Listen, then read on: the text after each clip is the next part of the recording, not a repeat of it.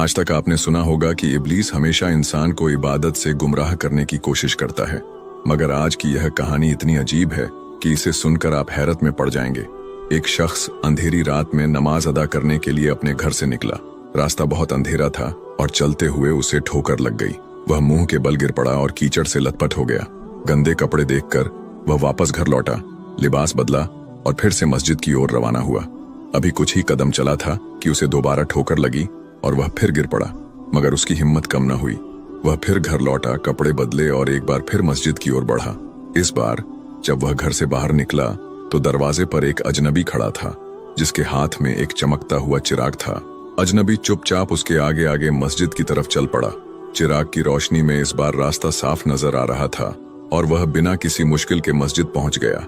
मस्जिद के दरवाजे पर वह अजनबी ठहर गया और नमाजी अंदर चला गया। नमाज अदा करने के बाद जब वह बाहर निकला तो देखा कि वह अजनबी अभी भी खड़ा था, मानो उसे घर छोड़ने आया हो। नमाजी को अजनबी पर शक हुआ और उसने उससे पूछा, आप कौन हैं? अजनबी ने जवाब दिया, मैं इब्लीस हूँ। यह सुनकर नमाजी हैरान रह गया और बोला, शैतान मुझे मस्जिद तक कैसे छोड़ने आया?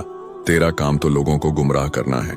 इब्लीस हंसते हुए बोला, जब पहली बार तू गिरा तो अल्लाह ने तेरे सारे गुनाह माफ कर दिए। जब दूसरी बार गिरा तो अल्लाह ने तेरे पूरे खानदान को बख्श दिया। मुझे डर था कि अगर तू तीसरी बार गिरा तो अल्लाह पूरे गांव को बख्श देगा, इसलिए मैं चिराग लेकर आया ताकि तू बिना गिरे मस्जिद पहुंच जाए।